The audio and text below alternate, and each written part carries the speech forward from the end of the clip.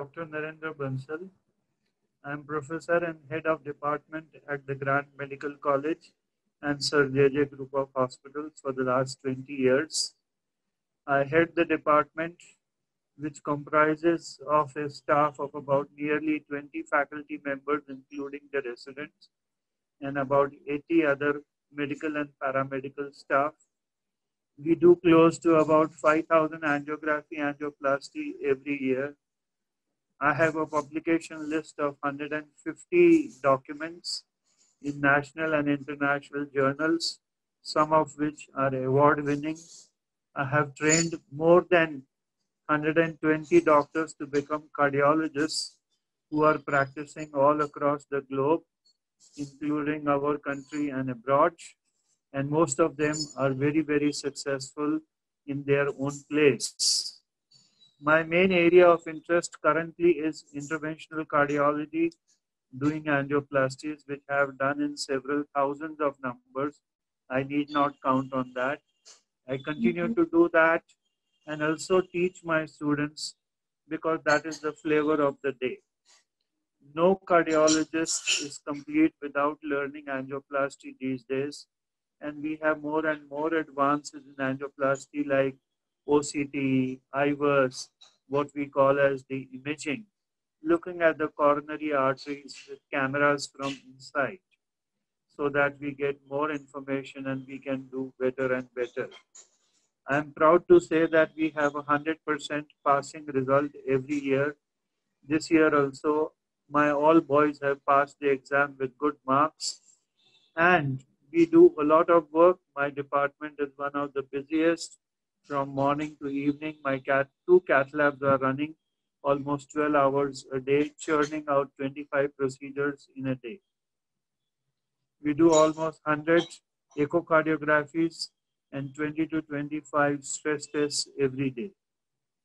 We have an admission rate of about 5,000 patients per year on an indoor basis, with the full-fledged ICCU working 24/7. It is not a very easy task for an individual, but you need to go to the health checkup clinics where we would evaluate the person in whole. That is starting with the pulse, blood pressure, body weight, his waist circumference, calculating the BMI so that he is not obese, because obesity is directly linked with the heart disease. When we measure the blood pressure, we can detect whether a person has hypertension, which is a very important risk marker. And then record an electrocardiogram, which will give us some information, but not all the information required. Take a family history, because many a times the heart disease runs in families. So if more than one member has suffered at a young age a heart attack in the family, you are a family prone to getting heart attacks. So particularly below the age of 50. So these are certain things that we do on the patient per se. Then we follow it up with the blood investigations. We like to check out the blood sugar to make sure whether the patient has diabetes, because diabetes is one major risk factor for coronary artery disease. Also check the cholesterol of the patient, because high cholesterol is a greater indication that this person sooner or later will develop heart disease. And then if the index of suspicion is high, we carry out advanced tests like echocardiography for the heart function and the structure. And most important is to do the treadmill test or the stress test. In the stress test, we make the patient exercise on the treadmill and we record the ECG and the symptoms and the blood pressure. And if the test is positive, there is a very high indication that he has got a coronary artery disease. If we wish to extend it further, we can do the CT angio, CT scan of the heart, where you can get the CT number for the calcium score. And the calcium scoring can be more definitive. If there are indications that the given individual, he or she, has got positive findings on the investigations, Then we subject them to the gold standard investigation, that is angiography, which will tell us how many blocks are there, what is the level of the block, what is the severity of the block, how many multiple blocks or a single block. And then accordingly, we can plan the treatment for the patient by way of angioplasty or bypass surgery. Of course, the medical treatment has to go hand in hand. In a nutshell, this is the way we would go about in a given patient and declare him that he has heart disease or no heart disease. But let me say at this stage, doing angiography is not a must in all. It is done only in selected individual cases.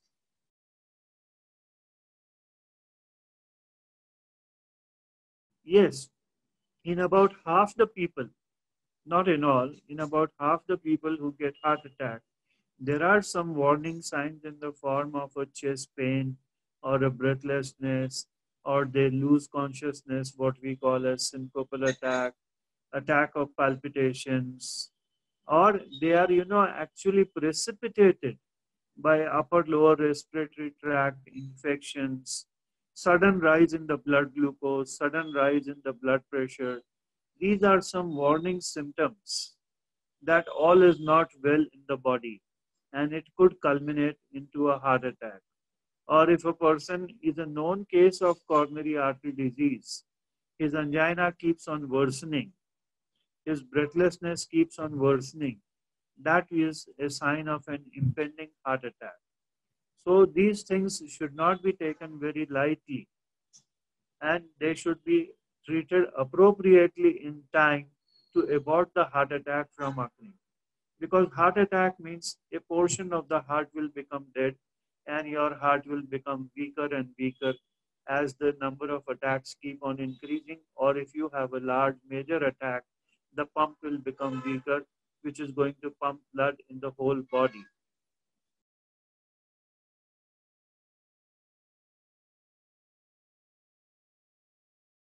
Pacemaker is a very elegant device, I must say, which has been discovered almost about 50 to 60 years since that we are using it. Essentially, I would compare it with a generator. You go to a jeweler shop, I will just give you an example. The light never goes away in a jeweler shop because he will be looted.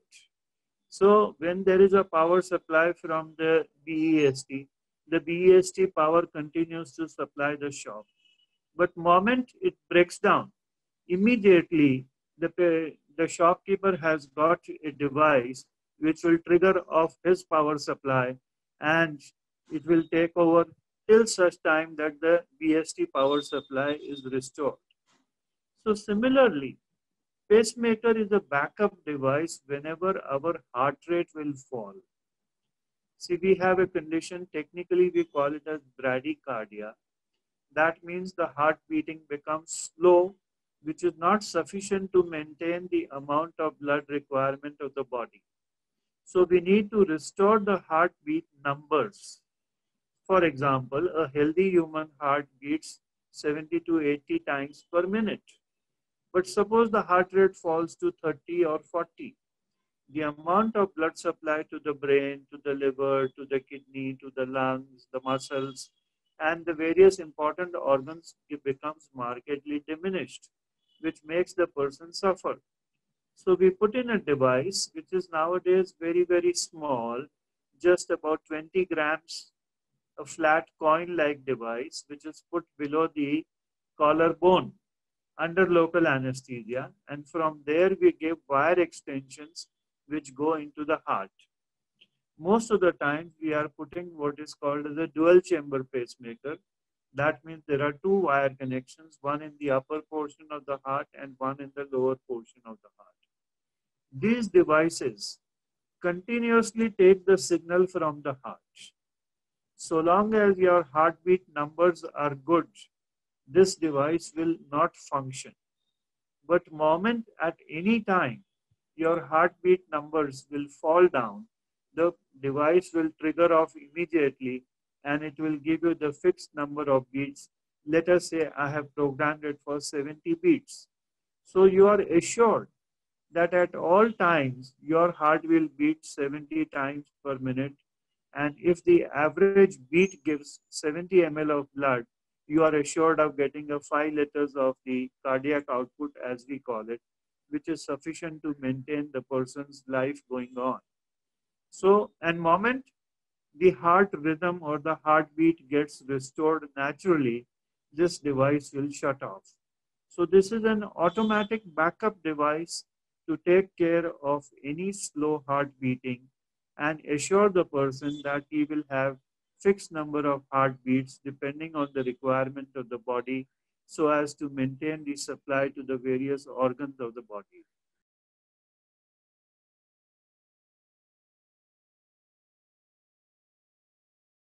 This is a $1 million question that you have asked me. This is conceptually wrong. Unfortunately, the incidence of what we call as coronary artery disease or a common man's language heart disease, it is very common. It is very common to get heart disease. So therefore, do not think that the doctors are not going to diagnose properly. It is only that the incidence is so very high that a person who has symptoms goes to the doctor. No healthy person goes to a doctor. And out of the symptomatic patients, we are going to find people getting the heart disease. In fact, in my department, it is a practice to show the patient's relative that the angiography is done and this is the blocked area. And this is what requires angioplasty. If it is normal, we declare it normal and give the report to the patient and discharge him the same day or the next day. And angioplasty is also not a compulsion. You have to take the call. The doctors will give you angioplasty as one option. So don't think that people are just misguiding you and making you convert into an angioplasty patient all the time. No, no, that is not correct. In fact, when we do angiographies, even at JJ Hospital, we have a 30 to 40% rate, which is normal angiographies, for which nothing is done, except for some pills are prescribed depending on the symptoms of the patient. It is only being a referral center also. We have 30% normal patients.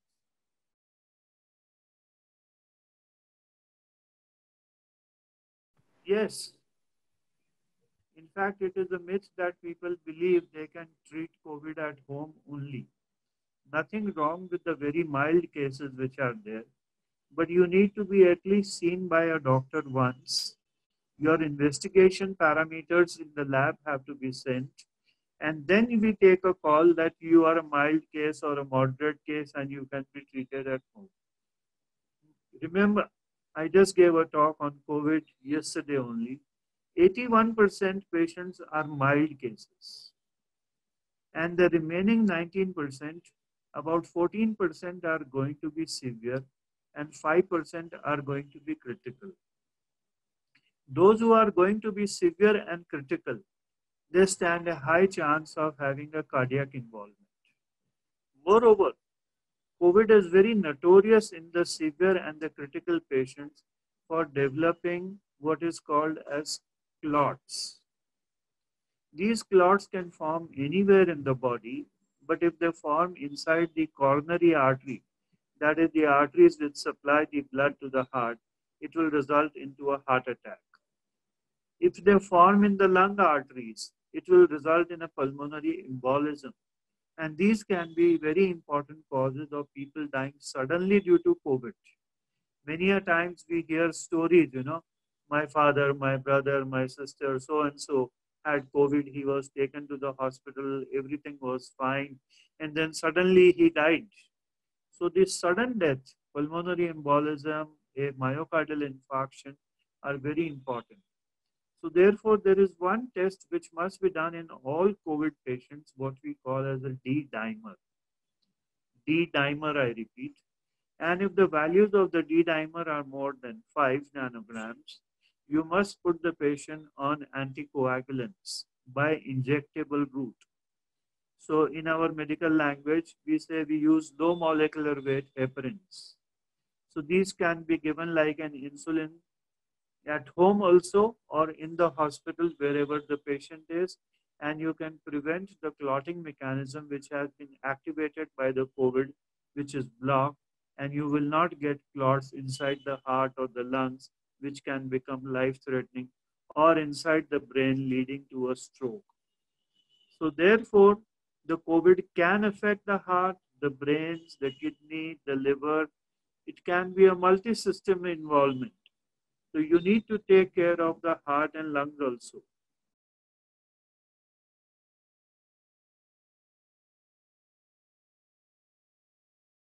No, when a patient is a known heart disease patient or a hypertension patient, he is taking the medications for it and he or she develops COVID, there is no need to change any form of treatment. I know what you are hinting at. We have a group of drugs which we call as RAS inhibitors or the ACE inhibitors and the ARBs. When the COVID business started somewhere in December, January last year and this year, people thought that we should not give these drugs. It might exacerbate the COVID. But over the last 6 to 8 months, we have got so many studies that ACE inhibitors and ARBs are very safe. And in fact, the patients who are taking the ACE inhibitor and the ARB and have a COVID, they tend to do better. So there is no need to modify any drug regimes which you are already taking. In fact, you should make sure that you take those drugs properly. Besides the heart disease drugs and the hypertension drugs, it is very important to maintain blood sugar levels. So whatever anti-diabetic medication you are taking, please ensure that you take it regularly and keep your sugar also under control.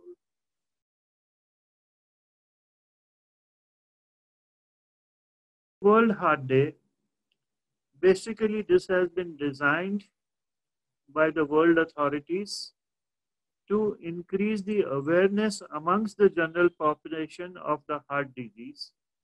What are the risk factors, how we can control them, and if you really control them adequately, you will prevent the heart disease from occurring because it's a lifestyle disorder.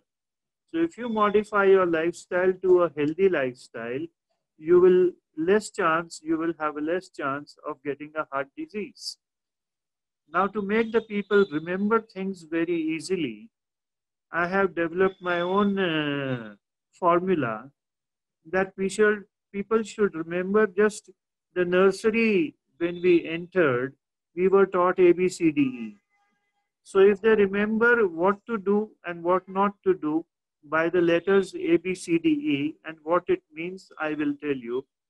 A stands for alcohol. So do not consume alcohol in any form.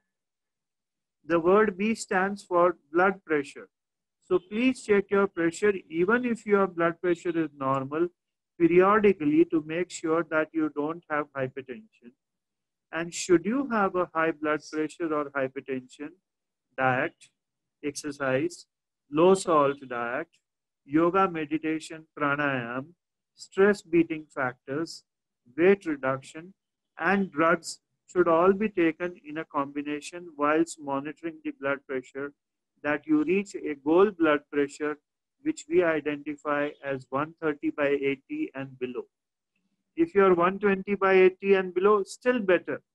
But the target which has been given by the American Association, by the European Association, Indian Association is 130 by 80 should be the blood pressure or below that. The letter C stands for cholesterol. I am happy that there is a beginning to understand amongst the general population also that they should keep their cholesterol intake well below the normal limits so that your cholesterol values don't rise above 200 and your LDL values are well below 100. Now, what are the high cholesterol containing foods which you must avoid? Particularly the yellow part of the egg, the fried food which the Indians are very fond of, the organ meats, they are all high cholesterol producing. You should go back to our Vedic diet, that is the Thali system, that you have vegetables, you have dal, you have curd, you have salad, you have a roti or a chapati, and you have a rice, and then you finish it off with some lassi or chach. Add some fruits to that, include leafy vegetables in that. That will make a healthy diet. And those who are taking non-vegetarian, they should not take the fried non-vegetarian. They should take it as a boiled or a curry. That will keep the cholesterol under check. Of course, you need to do exercise also to keep your cholesterol under check. D stands for diabetes. You must check your blood sugar periodically because there are no symptoms of diabetes. You have to check your sugar maybe once in 2 to 3 years, even if you are a non-diabetic. And then diet, proper diet, exercise, and the drugs, whether they are going to be insulin or they are going to be oral tablets, you must take them and periodically check your sugar values and glycosylated hemoglobin to be maintained below 7. E stands for exercise. Regular exercise is mandatory. At least 30 minutes of isotonic exercise 5 to 6 times a week should be carried out. And in the age-old Indian practice of doing yoga and pranayam and meditation is just par excellence for control of blood pressure and heart disease, which we must not forget. So please follow Baba Ramdev and similar type of yogis who are advertising so much on the television and guiding you to carry out the yogic practices. And finally, the word F stands for fag or smoking. So quit all forms of tobacco, eaten tobacco, snuffed tobacco, smoked tobacco, whether it is cigarette, bidi, chillum, pipe, hookah, whatever. No tobacco is good. Tobacco is horrible and it is harmful to the heart, it is harmful to the lungs, it is harmful to the multiple organs. So smoking should be given up in all forms. Remember that 1 in 10 Indian is at a risk for getting cardiovascular disease or heart disease. 1 in 3 Indian suffers from hypertension. So we Indians are at a greater risk of developing heart disease. The heart disease develops 10 years younger population as compared to the Westerner. A Westerner develops heart disease after the age of 65. Indians are developing at the age of 45, 50, 55 is the peak. So therefore, we must take utmost precautions and the whole family, it is not only the one member, the whole family must be involved in this dietary program, quitting alcohol, checking blood pressure, checking for diabetes, having a healthy diet. This is my mantra to keep yourself free from the heart disease.